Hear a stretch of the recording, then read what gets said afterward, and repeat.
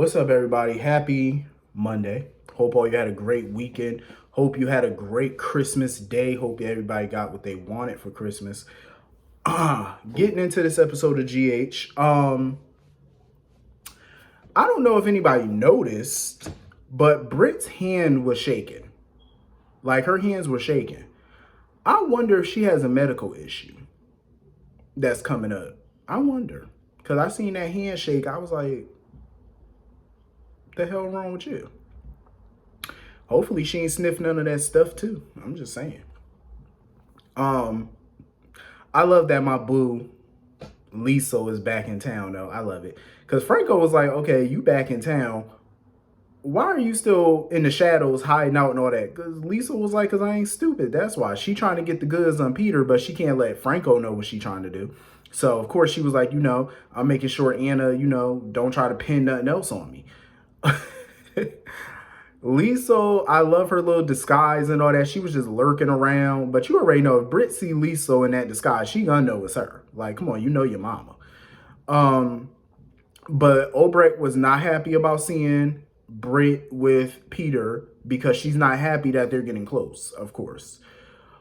Speaking of Peter and Maxie wants to name the baby Louise in honor of Lulu. Last time I checked, Lulu's name is not Louise. There's nothing in her name that says Louise. I guess because of Lou, I guess. But that still sounds stupid. I don't like that name.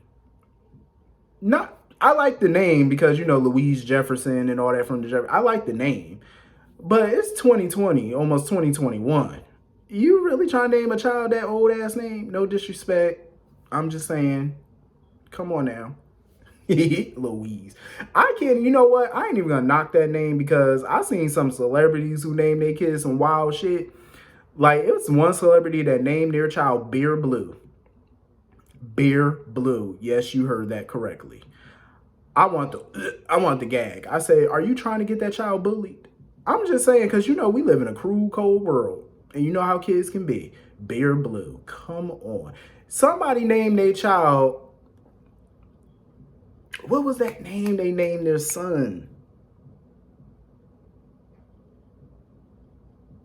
It was something that had to do with helicopters or something, or private jets or some shit they named their child after. It was wild. I said, listen, y'all need to stop naming y'all kids this crazy foolishness. Stop doing that. Don't do that to that child. They got to walk around. They got to write that shit down on paper. Don't do that. No. Don't traumatize the kids. Listen, to name that child Louise, I'm like, no. Name it something else. Come on, Maxie. Come up with a better name than that shit. I'm just saying, Louise, really?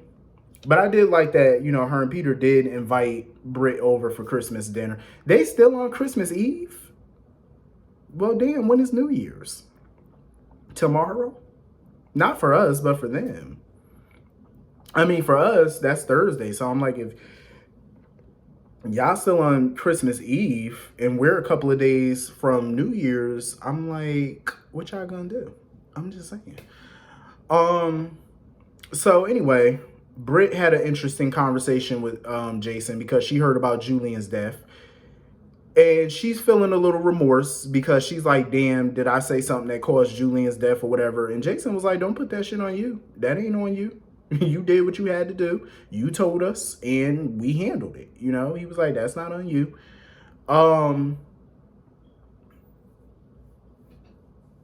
Jason was basically absolving her of her guilt. He was like, that's not your fault, not your problem.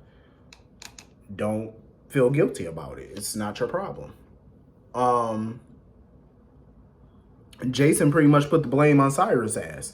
And he wanted updates on what's going on with Cyrus since, him and Sonny been out of town. And she basically told him about that new drug that Cyrus wants to do, that he plans on making a huge profit off of. So, that's interesting news to Jason. It's kind of funny how Sonny's missing and Jason is just kind of going, about business as normal. You know what I mean? 'Cause I guess he's not trying to raise any red flags because, of course, you don't want, y'all enemies to know that Sonny's MIA. That's what you don't want, especially Cyrus. You do not want him to know that the big boss ain't around, because that would leave your organization slim pickings right about now. Y'all would be done for, because you know how Cyrus is.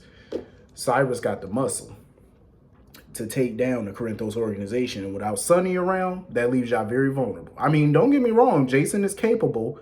I mean, he's done it before. He's run the organization before, but this time, I can't even say it's a little different, because, I mean, you got to think about it. Jason went up against the Russian mafia, and the Russians don't play that shit. The Russians are lethal.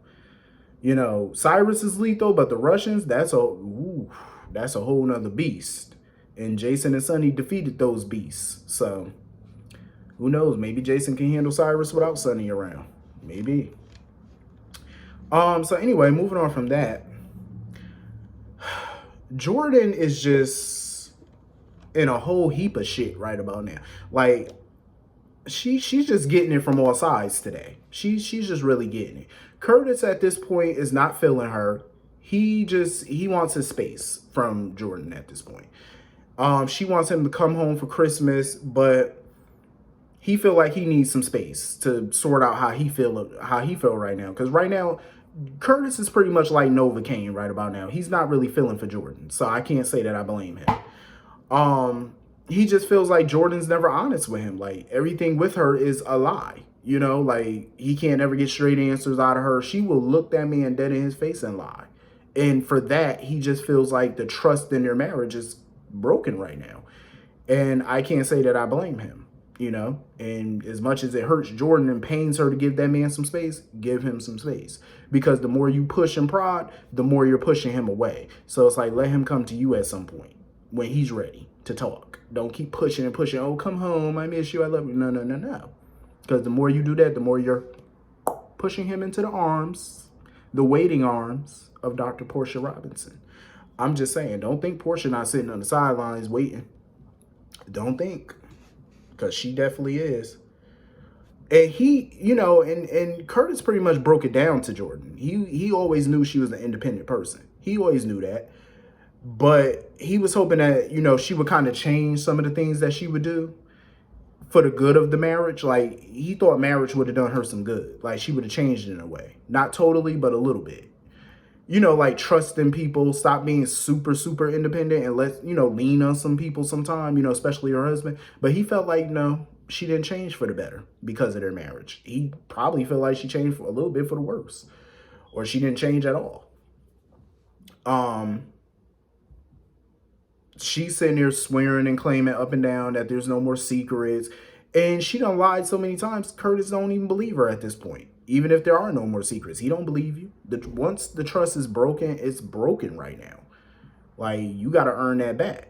And it's not easy to earn it back. Well, it can be. I ain't even going to front. Earning somebody's trust back can be very easy. That's only if you allow it to be.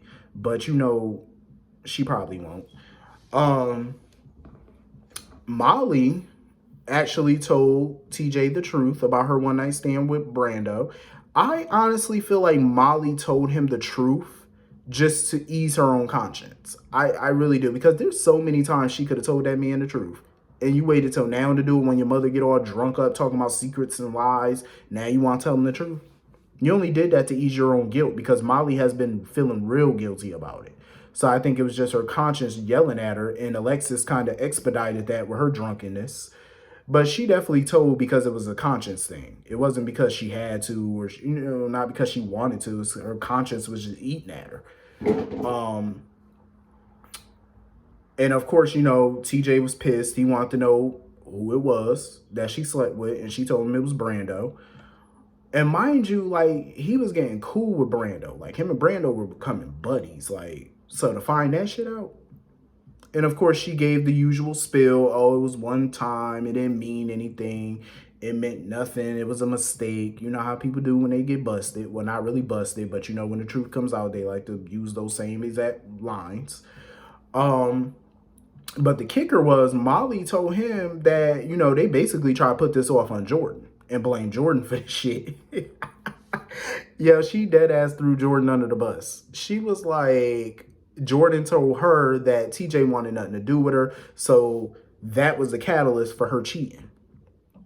So TJ actually took this better than I expected, because I expected some dishes to be thrown, some B words. I expected him to have a Sonny like tantrum, because you know how Sonny do. You whore, you hoe, you slut, you know how Sonny do, you bitch. You know how Sonny is when he go off. So I was expecting some shit like that. Sonny like to throw the bar where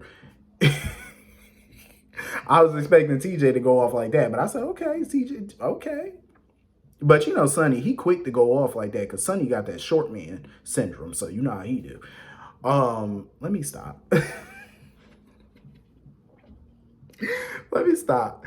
Don't come for me in the comments too, talking about something. You stay cutting down Sonny, look, cause he easy and he funny. Little short self.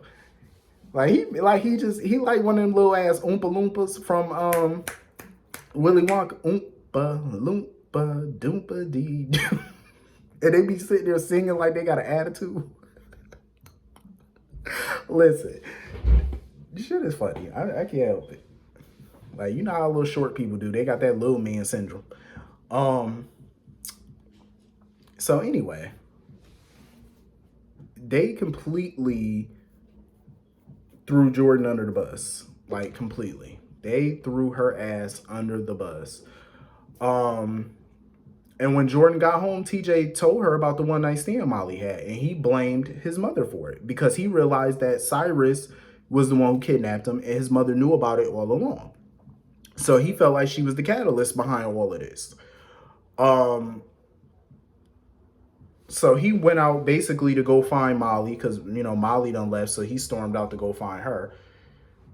And TJ basically told his mother that the cheating, wouldn't have happened under normal circumstances.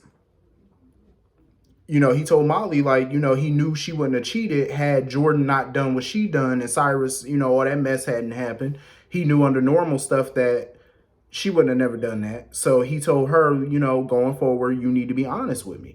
I actually liked the way TJ handled it. I felt like TJ was mature with Molly, the way that he took it. He didn't call her out her name. He didn't, go crazy. He instantly basically, I don't think he fully forgave her yet, but he's getting there. Now his mama, on the other hand, that's going to take some time for him to forgive Jordan. And normally I would defend Jordan in this case, but I can't. I can't because normally I would say Molly knew what she was doing when she slept with Brando, which she did. But because I knew when she first met Brando, she wanted some of that. I already knew. You couldn't tell me no different. I already knew. Subconsciously, she wanted some of that. But this is on Jordan, though, because had Jordan not been saying all that crazy foolishness, it may not have happened. Then again, it could have. We can't say that for sure. But, I'm not mad at him for throwing his mother under the bus and blaming her for all this shit because she is at fault for it, or her foolishness. And, now it's catching up to her. Your husband don't want nothing to do with you. Your son don't want nothing to do with you. What you gonna do? You about to lose your job? You probably gonna go to prison at some point. Like your life is in shambles. Jordan, how you gonna pick it up? How you gonna fix this? The chickens have officially come home to roost and they're about to nip at your ass. So how you gonna fix this mess? I'm just saying, if God rest his soul, if Johnny Cochran was here, hell, I don't even think he could fix it for you. And he's damn good at his job. I don't think he could.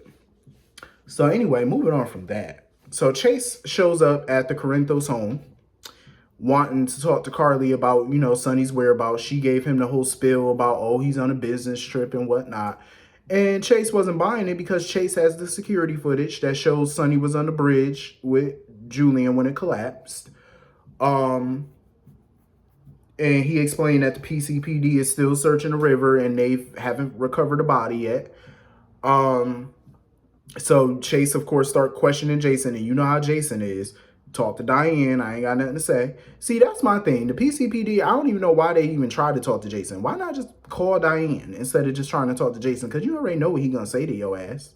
He's going to just tell you to call his attorney. So you might as well cut out the middleman and just ring, Diane, I need you and your client to come down here and talk to me.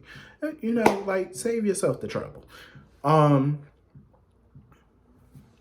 So, of course, Michael think he King Dingaling or whatever, sitting there talking about some, He want to know what happened with his father, what the hell going on with his daddy. So Jason explains to him and Willow, what happened and stuff. Michael sitting there talking about something, offering to throw around his little Quartermain weight or whatever and talk to the New Jersey police. First of all, Michael, your threat has less teeth than a newborn. Ain't nobody scared of you. The New Jersey PD are not afraid of you. And he need to pick a side. Like, are you a Corinthos or are you a Quartermain? Which one are you today? I understand he's both blood-wise and legally. I get it. But it's like, come on now. You sometimes you can't be halfway. You got to be one way. Like I'm just saying. And it's too much for Carly at this point. Like, here it is, Christmas time, and her little munchkin is off somewhere, doing whatever. I think Sonny probably, I know he survived that bridge collapse. I'm sure he did. So anyway, moving on from that. I almost forgot about Elizabeth. It was good that, Terry stopped by to talk to her and stuff and find out what's going on with her. They had a little friendly chat. And I'm glad she was there for Cameron, to talk to him about Dev's death and stuff and to let Cameron know, like, you need to move on with your life. You need to continue to live your life. It sucks what happens to Dev, but that doesn't mean life stops. Which is super true, Live your life for you. And it was cool, Franco is home in time for Christmas to be with the family. Liz was happy to see him, of course, I enjoyed this episode. I did. I totally enjoyed it. This was fun. Hit the comment section. Let me know what y'all thought about this episode. Did y'all see my new mug? Look, this is my new mug. I had got this from Walmart for probably like $6 and some change. I love this mug. I love it. I love it. You gotta treat yourself. Like, that mug is just gorgeous.